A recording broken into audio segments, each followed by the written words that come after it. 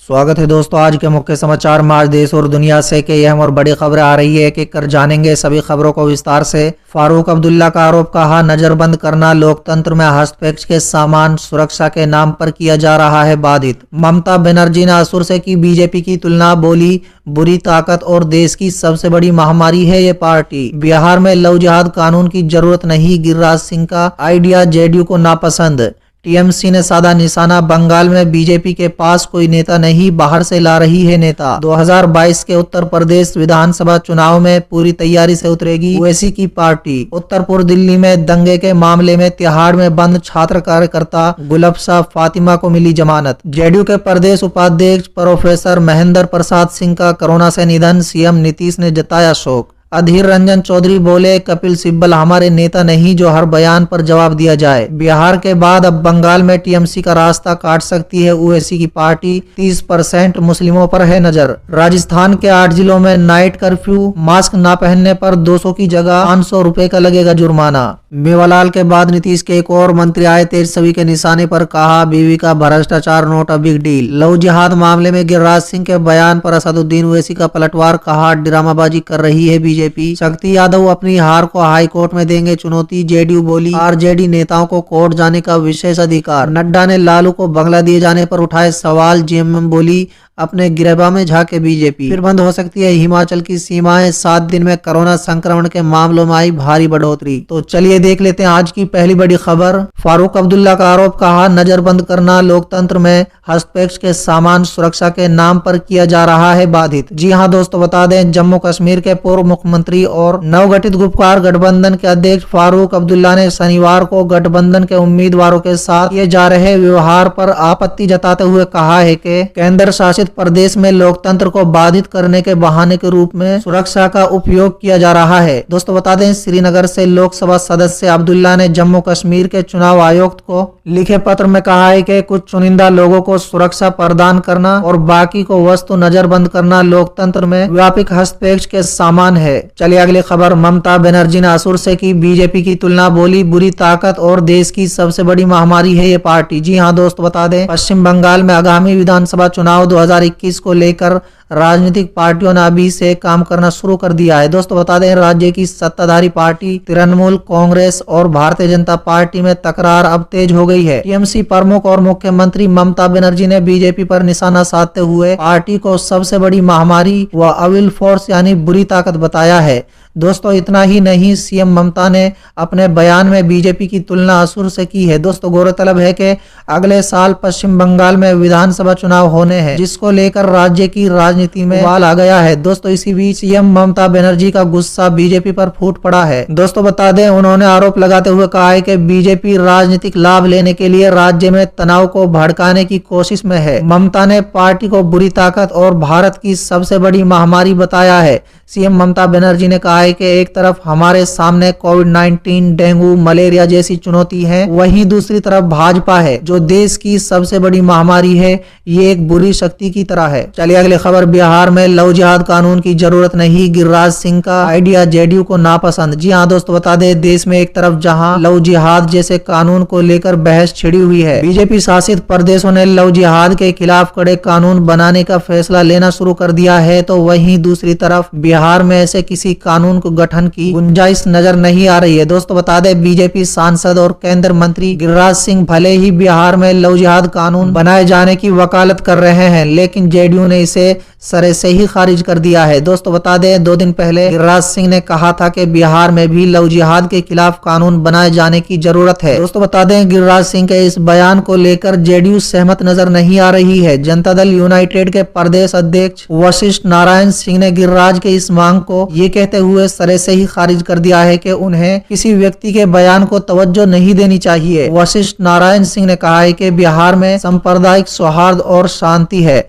और इस पर कुछ बोलने का मतलब नहीं बच जाता है। चलिए अगली खबर। टीएमसी ने साधा निशाना, बंगाल में बीजेपी के पास कोई नेता नहीं, बाहर से ला रही है नेता। जी हां दोस्तों, बता दें तृणमूल कांग्रेस ने शनिवार को आरोप लगाया है कि बीजेपी पश्चिम बंगाल विधानसभा चुनाव से पहले बाहर से पदाधिकारियों को ला रही है, क्योंकि उसके केंद्र नेतृत्व को स्थानीय नेताओं पर भरोसा नहीं है। दोस्तों बता दें, टीएमसी सांसद ककाली घोष दस्तीदार ने पार्टी मुख्यालय में एक प्रेस कॉन्फ्रेंस को संबोधित करते हुए कहा है कि बीजेपी ने झूठ तैयार करने की फैक्ट्री खोल रखी है, जिन्हें उसकी दुष्प्रचार मशीनरी के जरिए फैलाया जाता है। चलिए अगली खबर, 2022 के यूपी विधानसभा चुनाव में पूरी तैयारी से उतरेगी ओवैसी की पार्टी। जी हाँ दोस्तों, बता दें सांसद असदुद्दीन ओवैसी की पार्टी ऑल इंडिया मजलिस इत्तेहादुल मुस्लिमीन आगामी वर्ष 2022 में उत्तर प्रदेश विधानसभा के आम चुनाव में पूरी तैयारी से उतरेगी। पार्टी की प्रदेश इकाई की शुक्रवार को यहाँ हुई बैठक में बूथ स्तर पर संगठन का ढांचा और मजबूत किए जाने की रणनीति पर विचार किया गया है। दोस्तों बता दें, पार्टी के प्रदेश अध्यक्ष शौकत अली की अध्यक्षता में हुई इस बैठक में प्रदेश के मुस्लिम, दलित व पिछड़े वर्ग के लोगों को पार्टी से जोड़ने के लिए राज्य स्तर पर अभियान शुरू करने का निर्णय लिया गया है। दोस्तों बता दें, प्रदेश अध्यक्ष शौकत अली ने कार्यकर्ताओं से कहा है कि प्रदेश में मुस्लिम, दलित व पिछड़े को उनके हाल पर छोड़ दिया गया है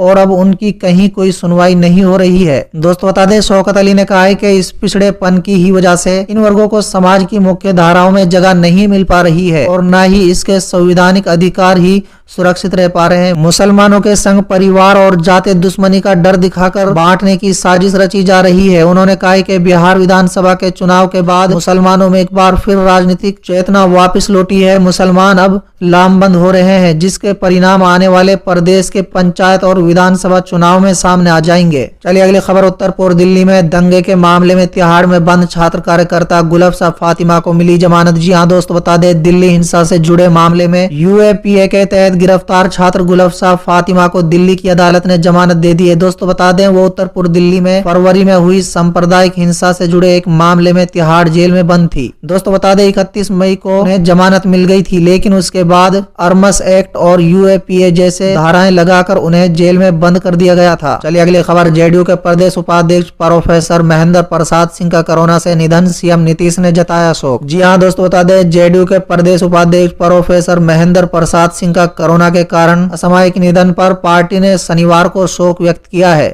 चलिए अगली खबर, अधीर रंजन चौधरी बोले कपिल सिब्बल हमारे नेता नहीं जो हर बयान पर जवाब दिया जाए। जी हाँ दोस्तों बता दें, कपिल सिब्बल के बयान को लेकर कांग्रेस में बवाल रुकता नजर नहीं आ रहा है। अशोक गहलोत के बाद अब लोकसभा में कांग्रेस के नेता अधीर रंजन चौधरी ने भी कपिल सिब्बल पर निशाना साधा है। उन्होंने कहा है कि कपिल सिब्बल हमारे नेता नहीं है जो उनके सभी बयानों पर जवाब दिया जाए। चौधरी ने कहा है कि कांग्रेस की कार्य करने की एक शैली है, पार्टी के नए अध्यक्ष को लेकर काम हो रहा है, जब ये पूरा हो जाएगा तब घोषणा कर दी जाएगी। चलिए अगली खबर, बिहार के बाद अब बंगाल में टीएमसी का रास्ता काट सकते हैं ओवैसी, 30% मुस्लिमों पर है नजर। जी हाँ दोस्तों बता दें, बिहार विधानसभा चुनाव में मुस्लिम बहुल इलाके में मुस्लिम वोटरों को अपने पक्ष में खींचकर कुल 5 सीटों पर जीत कर चुकी ऑल इंडिया मजलिस इत्तेहादुल मुस्लिमीन अब पश्चिम बंगाल विधानसभा के 100 से अधिक मुस्लिम बहुल सीटों पर चुनाव लड़कर सत्तारूढ़ तृणमूल कांग्रेस की चीफ और मुख्यमंत्री ममता बनर्जी को धूल चटा सकती है। चलिए अगली खबर, राजस्थान के 8 जिलों में नाइट कर्फ्यू, मास्क ना पहनने पर 200 की जगह 500 रुपए का लगेगा जुर्माना। जी हाँ दोस्तों बता दें, कोरोना के बढ़ते मामले के बीच राजस्थान के 8 जिलों में सोमवार से नाइट कर्फ्यू लागू किया जाएगा। शनिवार की रात कैबिनेट मीटिंग के बाद जयपुर, जोधपुर, बीकानेर, उदयपुर, अजमेर, कोटा, अलवर और भीलवाड़ा में रात 8 बजे से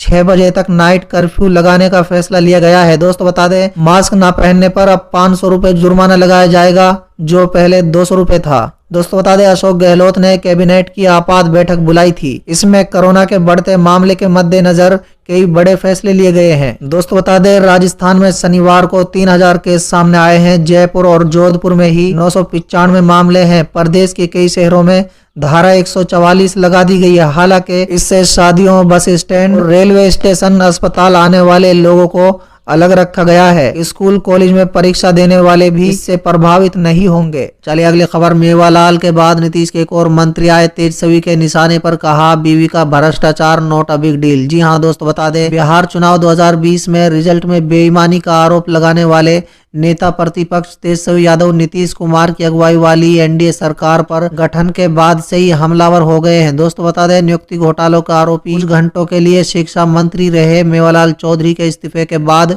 अब तेजस्वी के निशाने पर नीतीश कुमार के एक और मंत्री अशोक चौधरी आ गए हैं। दोस्तों बता दें, तेजस्वी ने रविवार की सुबह ट्वीट करते हुए कहा है कि साहित्यिक चोरी के दोषी मुख्यमंत्री माननीय नीतीश जी के मुकुटमणि जेडीयू के कार्यकारी अध्यक्ष और मंत्री श्री अशोक चौधरी की पत्नी पर बैंक से करोड़ों की धोखाधड़ी और जालसाजी का आरोप है। सीबीआई जांच कर रही है और कोर्ट में केस चल रहा है। इनकी निष्कपटता देखिए कहते हैं बीवी का भ्रष्टाचार नॉट अ बिग डील। चलिए अगले खबर, लव जिहाद मामले में गिरिराज सिंह के बयान पर असदुद्दीन ओवैसी का पलटवार, कहा ड्रामाबाजी कर रही है बीजेपी। जी हां दोस्त, बता दें बिहार में लव जिहाद के खिलाफ कानून लागू करने का केंद्रीय मंत्री गिरिराज सिंह ने समर्थन किया और दावा किया कि ये विषय देश के राज्यों में परेशानी का सबब बन गया है। गिरिराज सिंह अपने बयान पर अड़िग हैं। इसके बीच ऑल इंडिया मजलिस इत्तेहादुल मुस्लिमीन के प्रमुख व लोकसभा सांसद असदुद्दीन ओवैसी ने भारतीय जनता पार्टी पर हमला बोला है और कहा है कि वो बेमतलब का मुद्दा खड़ा कर रही है। असदुद्दीन ओवैसी ने लव जिहाद के मुद्दे पर संवाददाताओं से बातचीत करते हुए कहा है कि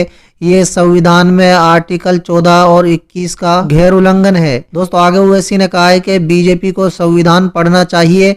क्या स्पेशल मैरिज एक्ट खत्म कर देंगे? अगर कर सकते हैं तो उसको खत्म कर दीजिए, फिर ये बातें करके इस तरह की नफरत पैदा करना नहीं चलेगा। चलिए अगली खबर, शक्ति यादव अपनी हार को हाईकोर्ट में देंगे चुनौती। जेडीयू बोली आरजेडी नेताओं को कोर्ट जाने का विशेष अधिकार। जी हां दोस्तों, बता दें बिहार में विधानसभा चुनाव परिणाम का मामला अब कोर्ट में सुलझने की तैयारी चल रही है। दोस्तों बता दें आरजेडी नेता शक्ति सिंह यादव ने अपनी हार को पटना हाई कोर्ट में चुनौती देने का फैसला लिया है। दोस्तों बता दें 23 तारीख को शक्ति यादव हाई कोर्ट में याचिका दाखिल करेंगे। महागठबंधन के 1 दर्जन ऐसे उम्मीदवार हैं जो काफी कम अंतर से चुनाव हारे हैं। ऐसे उम्मीदवार अब न्यायालय की शरण में जाएंगे। वहीं जेडीयू ने मामले पर चुटकी लेते हुए कहा है कि आरजेडी नेताओं को न्यायालय जाने का विशेष अधिकार है। चलिए अगली खबर, नड्डा ने लालू को बंगला दिए जाने पर उठाए सवाल। जेएमएम बोली अपने गिरेबा में झाके बीजेपी। दोस्तों दरअसल बीजेपी के राष्ट्रीय अध्यक्ष जेपी नड्डा के द्वारा लालू प्रसाद यादव को मिले बंगले पर सवाल खड़ा करने को लेकर सियासत गरमाई हुई है। दोस्तों बता दें जेएमएम के प्रवक्ता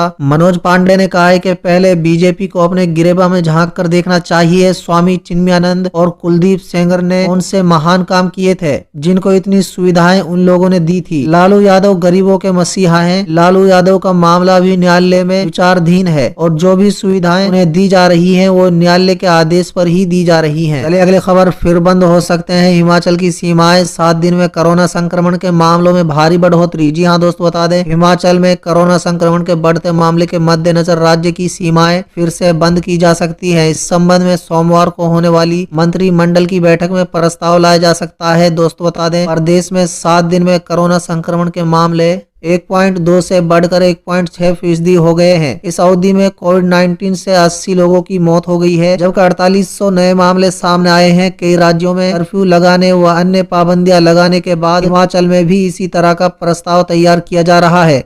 सरकार अब किसी तरह की ढील नहीं देना चाहती।